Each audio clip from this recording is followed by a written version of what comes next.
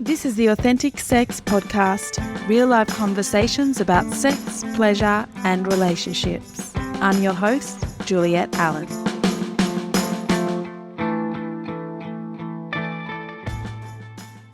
Welcome to this week's episode of Authentic Sex. This week I'm sharing an interview that I did a couple of years back on the Soul Cleanse podcast. Now, the reason I'm sharing some interviews with you is because what people ask me is different to what I would share with you if I was recording by myself. And I think it gives you, the listeners, an opportunity to learn more about my journey and also just different topics that I wouldn't necessarily share about. So today we're covering a lot. I'm talking about pornography, how to speak to children about sex, talking about sex magic, talking about how to support yourself and your partner to maintain personal rituals and routines, my journey into sexology and Tantra, talking about parenting, the contrast in men's and women's libido, which is a really important topic, understanding energy within the masculine and feminine, how nutrition, movement and our health directly impact our libido. What else are we talking about? Self-pleasure, manifesting desires. There's a lot in this episode, and I really do hope that you love it. I also wanted to mention that finally, after a huge amount of time off after the birth of my third bubba, I am opening my books to work with people one-on-one again. And I'm really excited about this. You know, as a practitioner, I don't take it lightly working with people. I understand that it's a big investment for people of time, of money. It takes a lot of courage to do one-on-one sessions with me. And so when I do open my books, it's when I feel I can hold space with integrity. It's when I feel a lot of clarity around wanting to work in this capacity with people and knowing that I have the energy and the time to do so. And so I'm excited that I am in a stage and season of my life as a mother and sexologist and practitioner to open my books again. And I'm really, really looking forward to working with people who feel a full body yes to one-on-one sessions. So if that's you, if you are ready to transform your life, to put an end to patterns that are no longer serving you, to increase your vitality, your radiance, your pleasure, your libido, to have that powerful relationship that you deeply yearn for, then one-on-one sessions are for you, and they are a way to really get intensive support from me. So you can book on my website, which is juliet-allen.com. There are opportunities to just do a one-off session, or there are a couple of opportunities to do a 3-month mentorship with me. I'm so looking forward to this, and I welcome you to contact me if you feel curious and if you feel like this is something that you'd like to explore. So yeah, that's big news in my world. So excited. I hope you enjoy today's podcast episode. This is the second last episode in this season. So season 8 is about to come to an end, which is sad, but also everything comes to an end, and it just means that I get to record another season for you in due time and create more and more content that brings, that education and inspiration that you are all seeking and that I love bringing to the table. Have a wonderful day, no matter where you are, and enjoy listening. This episode of Authentic Sex is sponsored by the Juliet Pleasure Wand. The Juliet is a premium crystal pleasure wand designed to heighten your sexual energy, increase self-love and self-pleasure, expand your orgasmic experiences, and connect you to your true sexual essence. You can read more and purchase your own crystal wand by visiting my website, www.juliet-allen.com. Hello and welcome. Today we're so excited to have with us Juliet Allen, And it's fun for me because I've known Juliet for a long time and followed her journey. So I'm really excited to dive in a little bit more about where she's come from and what she's doing now. I know she's a busy mum, so lots of people listening to this, I'm sure, will be in a similar situation. So let's start off with asking you the question that we love to ask all our guests, which is, what do you do regularly that brings you home to yourself? Thanks for having me. What do I do regularly? Well, at the moment, there's no regular rituals or routines because I have a 14-month-old baby. And as you know, Miriam, that does not allow for as much routine as before Yes. being a mum of a young child.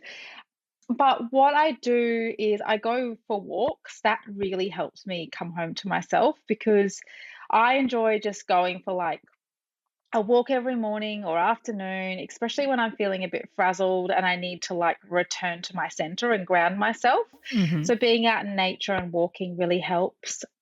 Hot showers by myself with the door closed really help me at the moment. They're great. A sauna. We have an infrared sauna. Oh, I That's love just that. like, I just hide away in that. It's like a hot, quiet space where no one can interrupt me. So, yeah, there's a few things that I do. I love all those things too. And I love that what you said about not having that regular routine with a little one. I know there's so much pressure, I guess, in what we see in social media and what we hear even in podcasts when you speak, hear people that are doing great things like you yourself in, coaching or leadership sort of roles, and they have these really intense morning routines that I think can feel quite unrealistic and it can be a little bit depressing, I think, sometimes for people who are listening to the, all these things that people are doing in the morning and just like, that just is not going to work for me. Definitely. And I think we've got to remember when we're following people on social media that half of it's probably not reality of the situation too. But you know what I wanted to share was what helps me have a bit of routine in the mornings is my partner and we have scheduled mornings where we don't have to look after Sol, our baby. Yeah. So for those listening, I have a teenager who's 16 and then I have Sol who's 14 months. So teenager does her own thing really, but what we do, and we've done this since he was probably like 2 months old or something, is 4 set mornings a week. Yeah. From the moment he wakes up, Nick takes him till about 9 a.m. and I can either sleep in or I go to Pilates or I have a sauna or I go for a walk or I just lay in bed and scroll on my phone, do whatever the fuck I want. Yes. For that time. And then 3 mornings a week, Nick has his scheduled mornings where he often goes to the gym or goes surfing.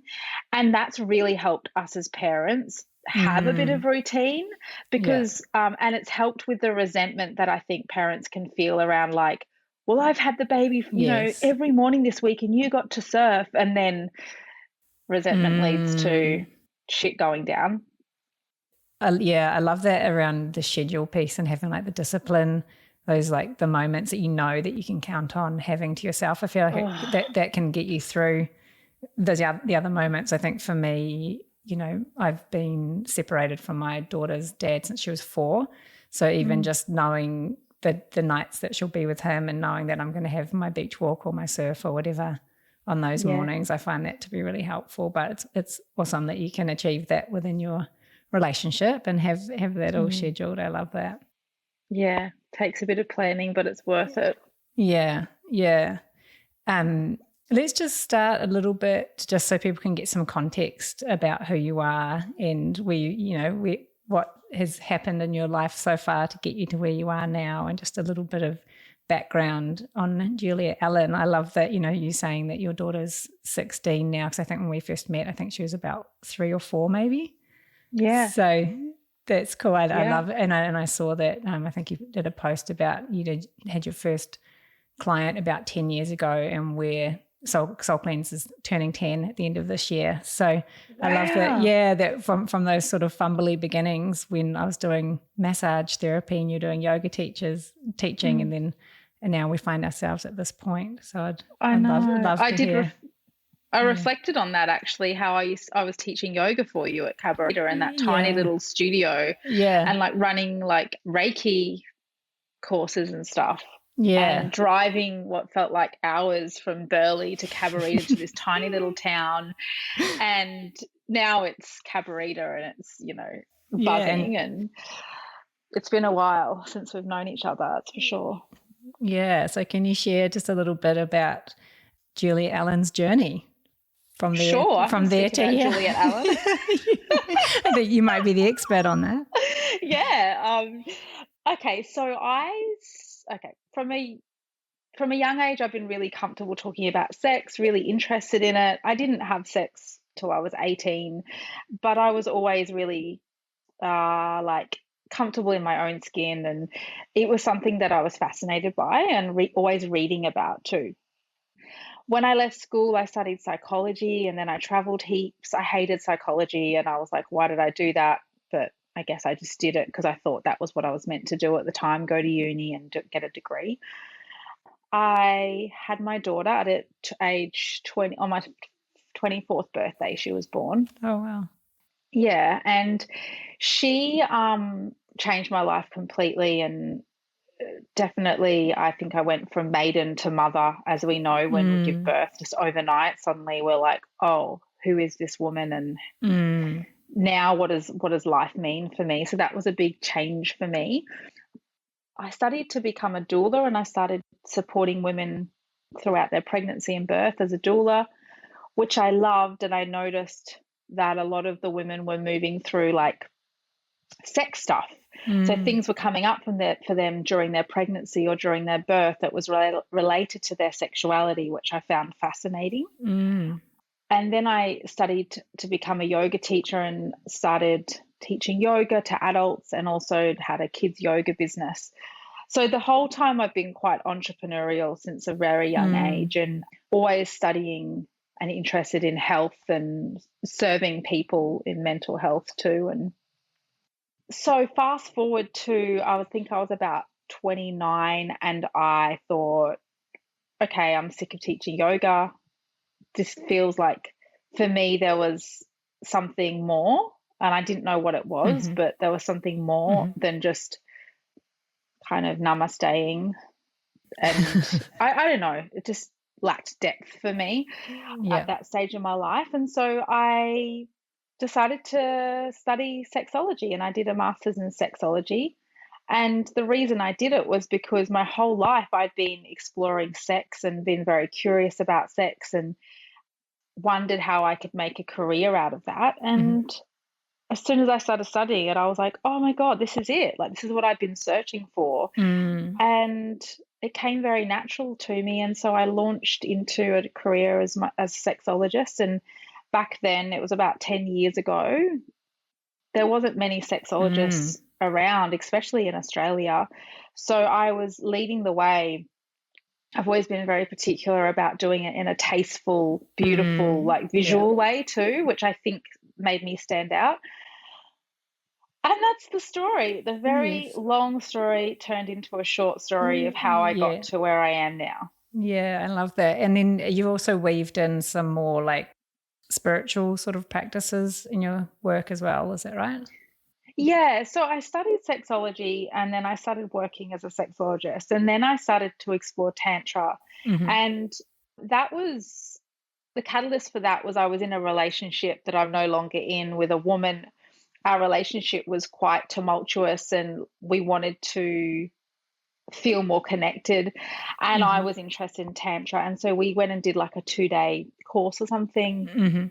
And then I just was like, oh my God, this is me. Like, this is it. It's so holistic and far less sciencey than sexology and alternative. And so I began exploring Tantra, and I traveled the world and just studying, and had different mentors and teaching, and eventually teaching, firstly just helping others and learning from others. And I integrated all those teachings into, and my teacher training into, my work as a sexologist. And I think that also is what made me stand out back then. Now there's a lot more people doing it, but back then, because I was bringing that holistic approach to my career. Yeah, I think it's great when you can bring both of them hand in hand, I suppose, like having that foundation of a sexologist, but then also having that less brain sort of oriented practices, because, you know, there's the opposite's true as well, especially in our area and like around Mullumbimby when you have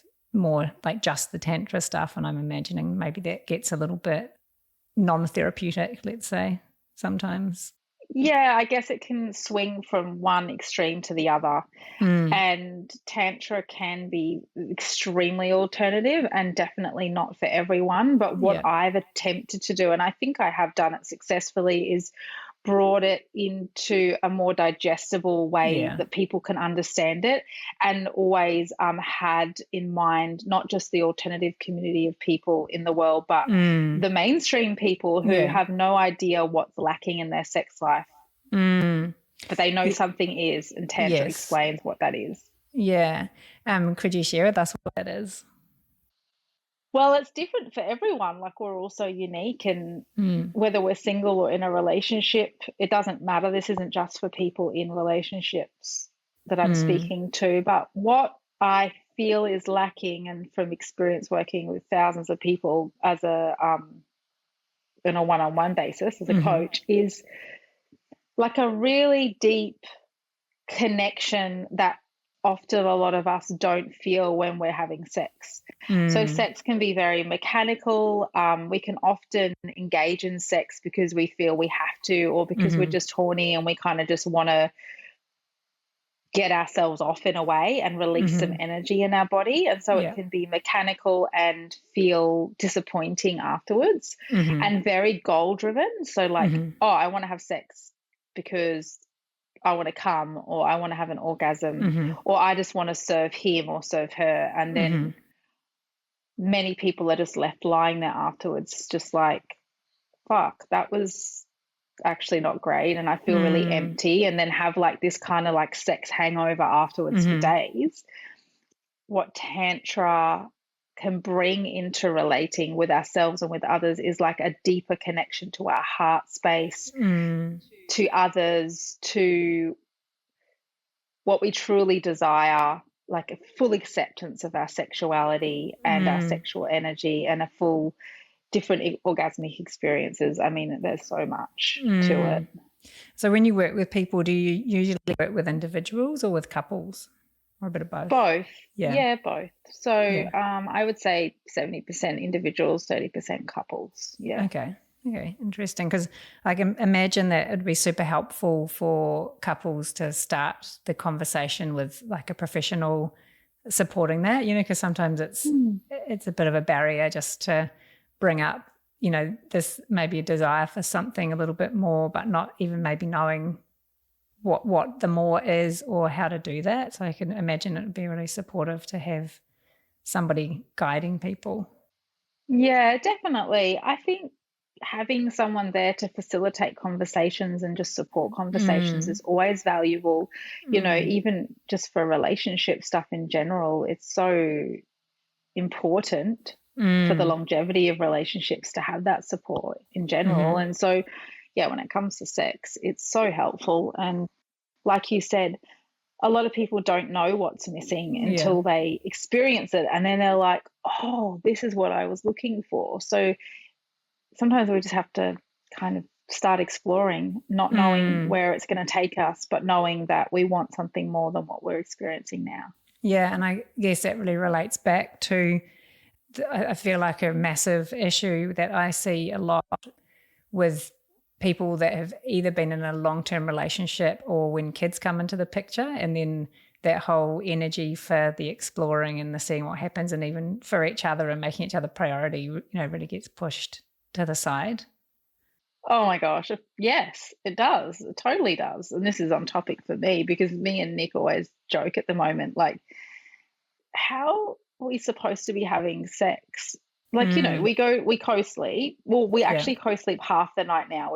We've like transferred him to sleeping in a cot next to us for half the night, just so we can cuddle to sleep. Yes. But then, as you know, kids wake up before us. Well, they do. I'll speak for myself. He wakes up before us. So we've got like him in the bed and it's lovely, but then so morning sex is out and then day sex is out because one of us is looking after him, or we have a nanny but she's here at home with us. Yeah. And then it's like, okay, that leaves the night. So it's definitely, I think having children is definitely a challenge on the sex life, but for us it's not a problem at all personally, because we have such a great foundation of such a great sex life that we know this is just a season in our life. Yeah. And I think that's what can help other parents, is like knowing, okay, this is really challenging right now, but it's just a season and it's okay and it's going to pass. Yeah, and I feel like it also then comes down to when you sort of come out the other side about making it a priority, because I think a lot of people, you know, can't really be bothered or don't really see that as a priority as their kids getting older. Yeah, I mean, you both have to be on the same page in relationship with that one, and that's a conversation that I encourage couples to have, is like, is this a priority for you both? If it isn't a priority for you both, then that's where you need to have the trickier conversations about why and how are we going to move forward if it's not. But if it is, then that's great that you're both on the same page. Yeah.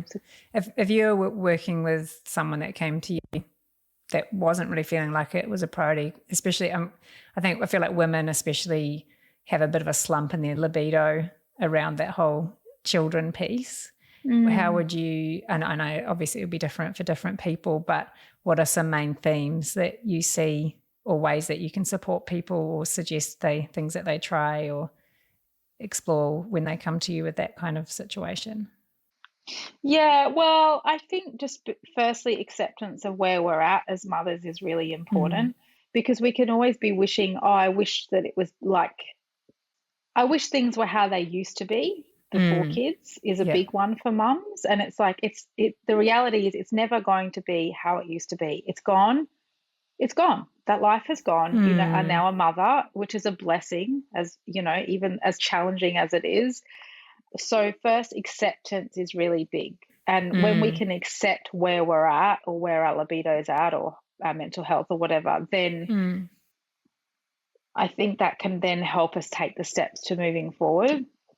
I always, for clients, will go straight to like referring them to a naturopath to get their hormones checked and their blood's done. And because throughout pregnancy and childbirth, as you know, it's such a big like change for the body. And when our hormones are out of whack, or for example, our iron's really low, or there's something there that's just not quite in balance, it can really affect our libido.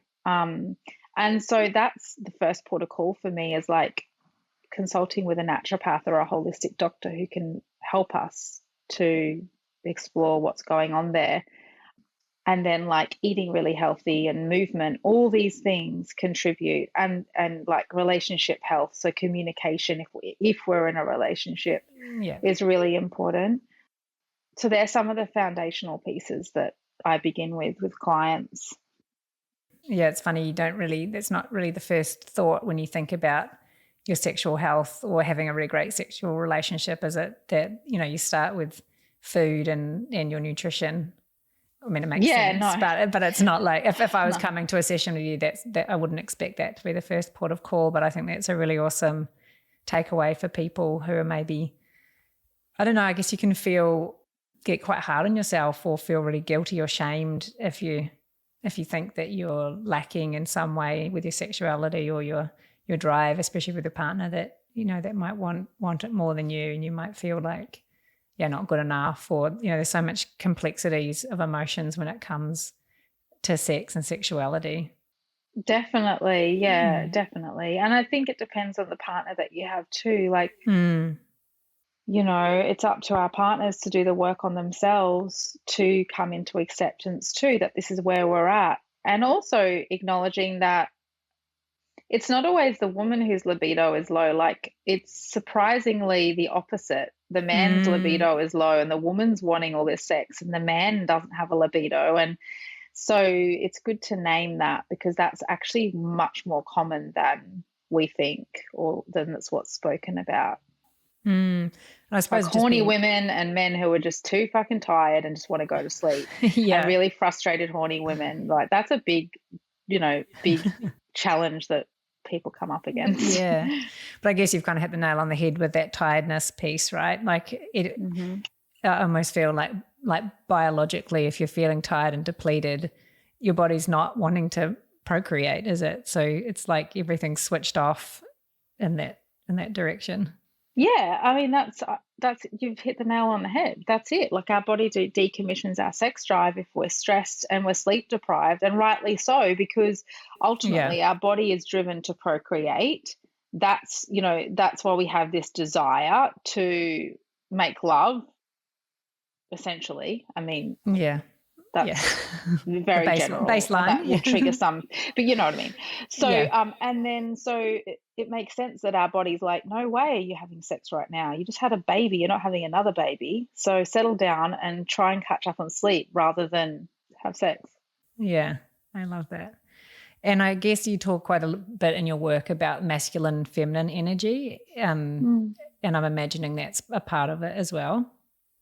Yeah, when I speak about masculine and feminine energy, it's more like the yin and the yang. You could think of it inside all of us, no matter what gender we are or we identify as. So I identify as a woman, and I am assuming you identify as a woman. I do. Unless things have changed since we last spoke. But so within us, we have, masculine energy and then feminine energy, or, yang and yin energy. And within relationship, then there's that dynamic of like, often, whether it's a same-sex relationship or a heterosexual relationship, there's one person who embodies the masculine energy more and one who embodies the feminine.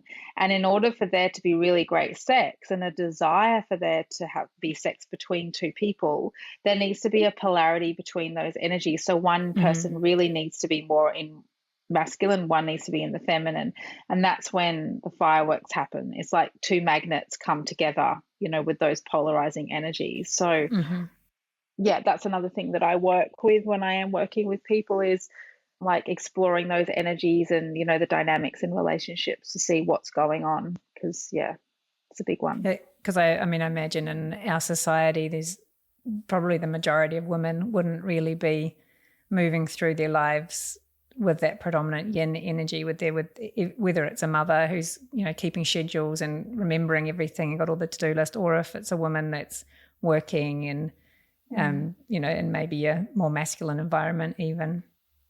Yeah, it's definitely more common, I would say, these days, as opposed to, say, back when our parents were parenting together, that women are more like taking on a lot of different roles. So like you and I are taking on the parenting role, the businesswoman role, the lover, the mother, the everything.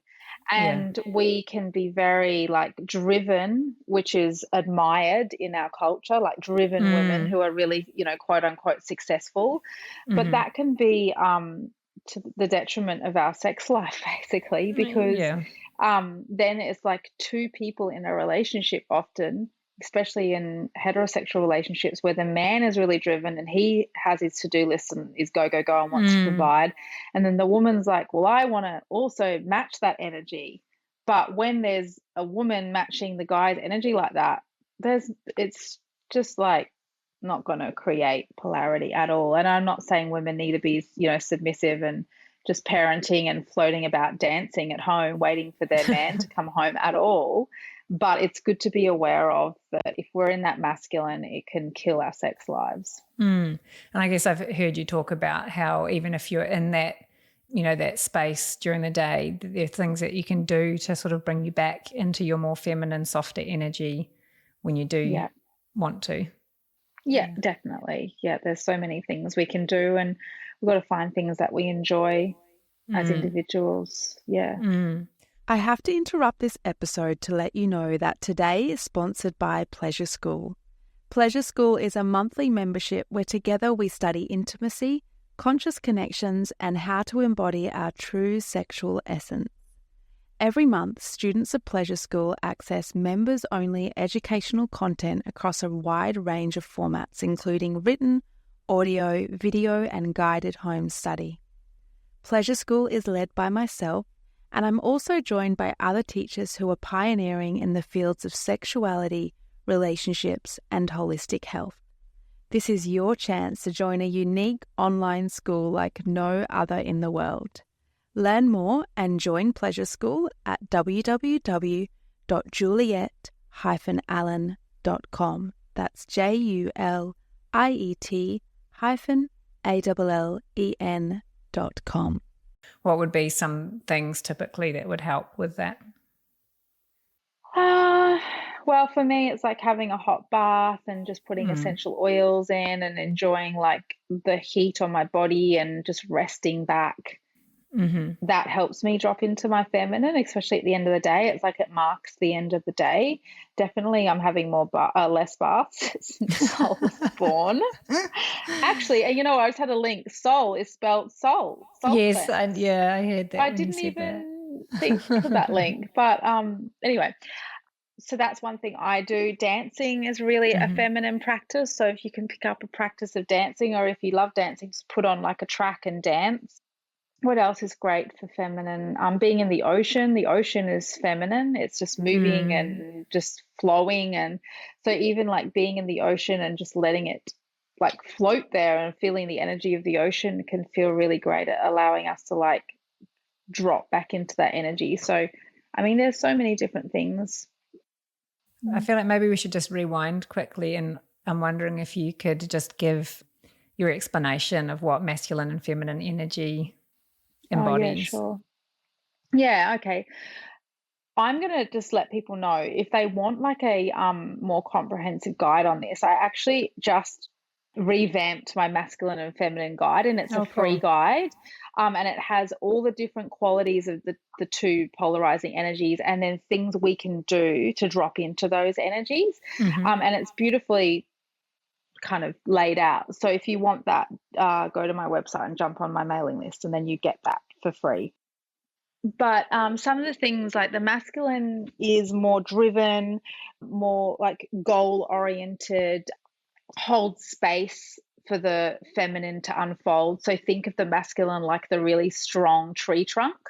Like think of a beautiful big oak tree, for example. The masculine is the tree trunk with the roots in the ground solid. The feminine is like the branches and the leaves moving with the wind around the tree trunk, or like the snake moving around the tree trunk. The feminine flows, is more receptive, open, creative.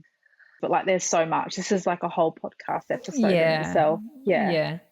And would you say that, because obviously, like you said, you can embody masculine or feminine energy with both. Would a sexual relationship work with, say, a male body that embodied feminine energy and a female body that embodied masculine energy? So there's still the polarity, but it's sort of in the opposite way. Yeah. Yeah, it can definitely work. That's actually quite common, that the man's actually more in his feminine these days and the woman's in her masculine. But I mean, we embody both. So like saying that, it just means that predominantly we're more in one or the other. But we have it, just reminding people, we have both energies in our body. So yes, that can work. It just depends if that feels good for you in your relationship, that dynamic. And that's for you to explore. And that's when we go back to really needing someone like myself or any other professional that you resonate with, who can guide you and support you to explore that within your relationship, because you can't do it by yourself. These are complex like concepts. Yeah. When you talk about the polarity, like I feel like in the past I've definitely been really, really in my masculine, and then as I've gotten older and been more intentional, I suppose, I feel like I've softened more into my femininity, but I still feel like I've definitely got like a strong presence of the masculine energy. And I feel like I've heard someone say once that it's like 51% feminine, 49% masculine is balanced, or something like that. Is that? Oh, I don't know. I suppose you can't really put a percentage on it. That's very masculine, Miriam. That's very masculine to want to have percentages. That's on something. Funny. But do you know what I mean? Though that it's not like, like like, you've touched on it, that to be in your feminine, you don't have to be floating around all day long to be able to create a polarity with your partner. No, you don't. Not at all. My advice for people, if they want to like embody more one or the other of the two energies, is to find people who embody it and then be around them and get a transmission of that. So like I would say my essence is feminine, but I can definitely go into my masculine lots, and I have to be very mindful of that, because if I do, then it just messes with the polarity with my partner. But how I've learned to be more in my feminine is to actively seek out women and mentors who are in their feminine and spend time with them and notice how they move through the world. And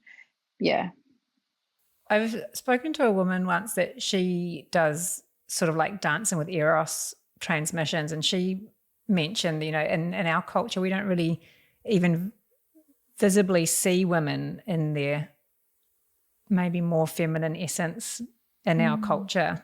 So it's, it must be pretty potent, I suppose, just to witness it. Definitely, yeah. If you can get a transmission like that, it's just like mind-blowing for a woman or a man. And with the feminine, being in the feminine energy and really bringing yourself into a space of wanting to be connecting with your partner, I'd see that you've done an ebook on self-pleasure. Yeah. I was wondering if you could share a little bit about, what motivated you to bring out that book and the importance that you place on getting to know yourself and what you like. Yeah, well, self-pleasure, I feel, in my opinion, is the foundation of great pleasure with others. If we can really explore our own body and our own pleasure centers and touch and our heart and the energy in our body and master that and connect to that, then when we step into relating with others, we can bring that energy and that knowing of ourselves into relating with others. And that's really powerful. There's nothing more powerful than to like make love to somebody who is so embodied in their own sexual essence and who's explored that. Like, yeah, it's really sexy and it's a turn on to be with that. So I see that as the foundation, which is why I focus on it a lot. I think you must be referring to a resource I brought out very recently, which is a free resource on self-pleasure. Yeah, it's a big one. And lots of us don't. Like, we're shamed as a child when we self-pleasure because we begin self-pleasuring. We begin self-pleasuring in the womb, like from studies. So, and then, we know as mothers that young children touch their genitals and it feels good from like the day they're born, and that's okay. Yeah. But what we do as parents in general is shame them or, hit their hand away or quickly put the nappy on and be like, don't touch your penis, or, instead of encouraging them and saying, wow, like you found your penis, how amazing. Like, it's beautiful. How cool is this? Like, so yeah. Oh, there's so much to be done around that, isn't there, with those conversations? Yeah. And I definitely think about that with my almost 8-year-old and, wanting to be, I guess, age appropriate, but also wanting to be really positive and pro feeling good, basically, and like, she just wanting to be really positive about all things of all parts of your body, I guess. Yeah, I guess you've been through that with your 16-year-old. How have you talked about sex with her throughout her aging? Well, I have just been of the belief, and I was taught by a mentor actually who inspired me in this way, that as parents, we don't necessarily have to have like quote unquote the talk. It's more like us as mothers or fathers just embodying our own sexuality and our own sexual energy and prioritizing intimacy and having our children witness that from a very young age. So for me, I've always been really honest with my daughter. Her dad and I broke up when she was 18 months old. So we, from that age, she's, I was single for years, and then I've been in a couple of different relationships, and now with Nick for 5 years. But in every relationship, she's visibly seen me being intimate, obviously not sexual, but being intimate with my partners. And that's normal for her, and she knows if the door's closed that you have to knock because I could be making love. Like, she knows these things. It's just like normal. It's normal conversation. It's not like, oh my God, my mum, suddenly I realize my mum's having sex. She knows I have sex. She knows I love sex. It's normal. We talk about it all. So it's just been like part of life over the dinner table. It's not a taboo topic in our household. Yeah. I love that. I kind of feel like with my daughter, I've been just really honest and non-dramatic about things as well, just sort of talking about it and saying it as it is. So then I guess you never have to have that memory or of the conversation or whatever, because it's always been the conversation has already been, it's talked just about part of life. It's just like, it's just what the aim is. I feel we want to create an environment in our household where sitting and having dinner on a Wednesday night, talking about sex is just as normal as talking about how was school or how was gymnastics or whatever. It's like, sex is normal. It's not a big deal. It's part of life. That's it. But for those listening, I've got like at least 3 episodes on my podcast about how to talk to kids about sex, how to talk to teenagers about sex. And they're really they're episodes that have had a lot of good feedback because there's no resources out there for parents. Totally. Yeah. I reckon would people maybe question or criticize talking about sex with younger people, thinking that it might encourage them to be exploring maybe younger, like before they're ready? What would you say to that? Oh, look, the reality is our kids, a high percentage of our children, like really high, their first exposure to sex is through porn now. And that's because porn is so accessible on their phones and it's just being passed around. It's just that's scary. Yep. And children as young as 5 are seeing porn. This is a reality and it is scary. And so we need to be aware of it as parents. And so our kids are either going to learn about sex from porn, which a lot of teenage boys and girls are learning, and we know what happens in most mainstream porn, at least. So they're just going, oh, that's what I'm supposed to do to a girl, or that's what the boys do, and Yeah. So reality is the best thing is for us to talk to them about it rather than them learn through porn. They're still going to learn through porn no matter what, I guarantee. I'm not in denial of that. So what I say to people who are like, oh, if you speak to children too young, they're going to be sexual too young. We're all sexual beings. We're sexual from the moment we're born. There's sexual energy in our body. It's nothing to be scared of, but we just need to have conscious conversations with our kids about, consent and all those things that set them up for, fingers crossed, like, a healthy sex life, no matter what age they are. I feel like one of the important things, especially with that porn culture, is knowing that it's okay to like what you like and not like what you don't like, because I feel like there's so much expectation created around porn. And I definitely had this for myself, even into, into my adult life, that thinking that sex had to look a certain way. And if I didn't necessarily love it that way, but that was sort of like the expectation. And I feel like resources like Miss Jaya, that erotic blueprint.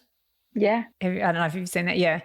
I feel like things like that are so amazing for, I guess I'm exploring a lot in more recent years around just normalizing all sorts of different ways of experiencing a sexual connection, and it doesn't have to look the way that porn looks.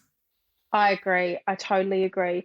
And we're talking mainstream porn here, like, the big sites that are just like exploiting young people. And there is actually one woman called Erica Lust who I actually just interviewed on my podcast, and she produces adult film. She doesn't actually like to call it porn, but it's with like real humans who are exploring real life concepts with real bodies, and it's like beautiful lovemaking that you can watch. And I think, wow, imagine you have to pay to watch it because she doesn't want it just out there for everyone to watch. But that's like I fully advocate for that type of porn but not the shitty like gangbang porn and all that. That's just horrific and unrealistic. And yeah.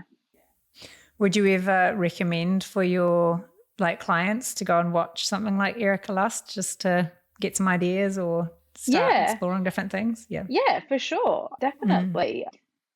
Yeah, because sometimes we don't know what we want. And so when we can like see others experiencing it, like for example, we may be like tap on the lesbian sex one and be like, oh my God, this turns me on. That looks so beautiful and amazing. I want to explore that. But I didn't know it until I saw it. But it's just like you need to find the right avenues to watch. So yeah, Erica Lust stuff is great. And actually, yeah, it was really cool chatting to her and kind of getting a bit about how she produces porn and what values she has behind it. Oh, that's really cool. I think things like that are useful. Same with that, you know, the Miss Jaya erotic blueprint that I mentioned. And also, you know, I feel like Netflix is bringing out a few different shows. And I feel like the value in that is that it's just normalizing talking about sex openly. And I feel like, you know, I'm just thinking about couples being in long-term relationships and maybe wanting more, but not having a starting point of how to even talk about these things, and like we sort of touched on, you might not even know what you might like to try. So being able to watch these kind of things with your partner, I feel like are really non-confrontational. You know, no one's going to be shamed by anything or like feel embarrassed because it's literally like in front of you on a screen, and you can just be like, oh, you know, what do you think of that? Or do you like that? Or, you know, so I feel like it's creating these, and, you know, same with your podcasts, like what an amazing resource for people to listen to, or couples to listen to on a car trip together and you know, be able to discuss it openly. Yeah, I get so many people saying they listen to the podcast together on car journeys, and it brings up a lot of heated conversations and interesting conversations. Even like recently I had a woman who said, oh, I went on a car trip with friends and one of your episodes came on and we ended up like binging for 6 hours on the car trip. And it just brought up such great conversations with us as a group. So like, yeah, it's important that we have these resources available. Absolutely. Just to change avenue a little bit, I just thought this is kind of a random one, but something that I listened to on your podcast about sex magic. I thought that might be something fun to share with our audience. Yeah, sex magic is a fun topic and not spoken about enough. I guess I'll just explain what it is for those who are like, oh, what is she on about? So sex magic is like using the energy, the powerful energy that is our sexual energy to manifest stuff in our life. How it works briefly is we set an intention before self-pleasure or before sex with somebody else. And then when we are accessing that really strong like sexual energy or orgasmic energy, it's the same thing. We feel into our intention for the lovemaking session or the self-pleasure session. And then that energy gets broadcast to the universe. And there's quantum physics behind this. So Joe Dispenza, go read his books and you'll believe me. And yeah, we can manifest stuff. So like for me, I've used sex magic to manifest career stuff, the house we live in, money stuff, like wealth, all sorts. It's really powerful. It's a really cool, fun, easy practice. That does sound fun. And I guess on that tangent, I was curious, you know, we touched right in the very beginning on sort of the 10 years that you and I have both been on our current career trajectories. And I loved how open you were in a post around how, you know, when you first met Nick, and I think you were saying something about your general sort of financial situation, but, you know, you're very happy together, obviously. But I just think it's interesting, and I think it's worth noting that, you know, from the outside, 5 years in, you know, you looked very successful to me. And I think when people are starting a business and they expect to be really successful straight away, And the reality is with, there's years, even before, that your first client as a sexologist 10 years ago, I mean, there's years and years of, progress before that with your yoga and even, having your daughter, all those things that build a career and build a successful business. So, yeah, I'd love it if you could talk a little bit about your business and about how you run your business. I know that you shifted gears a little bit to make sure your business is aligned with you and and your needs as a woman and as a mother. I'd just love to hear a little bit about that. Oh God, where do I start? It's been like such a journey. My business has always been based around like wanting to be a really great mother. That's been my driving force. And so for me, what that means is when my daughter was younger, like being able to drop her at school and pick her up and having the flexibility with hours, and then like being there for her on the weekends, all those things, that really drove me to create a business that allowed me a lot of freedom. And then I've always had like a bigger vision for my life and bigger goals. And so everything I do in business, it isn't just about like, oh, I want to create a book and make this amount of money. It's like, how does that feed into my bigger vision? So when, I coach people around business too. And it's like, it's not just about like, oh, you should post this post because it'll get you sales. It's like, let's always look at the bigger picture and how this feeds into that. So it's been a journey, and it's like it's been 10 years as a sexologist, and there's been so many ups and downs. And financially, like I said in that recent post about like my story with Nick, like when we met 5 years ago, we were in very different places financially to where we are now. And a big part of that, though, has also been, aside from business success and, creating things that people love and want to buy, it's like working on our own money stories that we picked up when we were kids, and actively working on that so that doesn't get in the way of success. Because, we can suddenly make 100K, for example, and be like, oh my God, I've got 100K in my bank account. And then because we're not comfortable in our system with having that much money, just sabotage it straight away. Yeah. And then we're back to zero, and we're like, oh, our system's like, oh, I'm comfortable again because now I'm back to zero, and this is where I've been for 40 years. Perfect. And then we're like, why am I broke again? So like, yes. Yeah. Yeah, that's important work for sure. I feel like I saw you say something also about working with your cycle, like with your menstrual cycle in terms of your energy. Yeah. Yeah. This is a big one for me. I have been doing this for years. So like I track my cycle actively, have been for years. I'm lucky I have a very regular 29-day cycle. And so what I do is I always know where I'm at, like what season in my cycle am I in? Am I in summer, autumn, winter, or spring? And then I forecast like my plans around that. Like I plan my life around that. So for example, if I'm running an event or a new workshop or something, I'll look at my calendar and go, okay, next month on the 22nd of September, whatever, I'm ovulating. That's the perfect time to run that new masterclass. So I'll always run, and this is in relation to business, but we can do this in relation to anything. I'll always run things when I'm ovulating. When I'm bleeding, I'll always do way less commitments. Yeah. Because I have less energy and I'm in the winter phase. So I'm wanting to rest. Like today I'm bleeding. So I am like, I have the heater on in the room. I'm like nesting. I've had like a hot cacao. I'm not going anywhere today. I'm not exercising. So I'm really like honoring my body and letting it bleed rather than push. Yeah. And I find this really works. Could you just briefly, so obviously winter is when you're bleeding, and so that's when you're resting, summer's ovulation and more energy. Yeah. What about spring and autumn? Are there typical like energies or specific things that might be good to do in those times? Yeah, so summer, as you said, summer is ovulation. Autumn is when we come out of that, summer, autumn, winter. So we come out of the summer phase, which is where we're more social and out there and we have lots of creative ideas. And then we go into autumn, which is kind of like that descent into winter.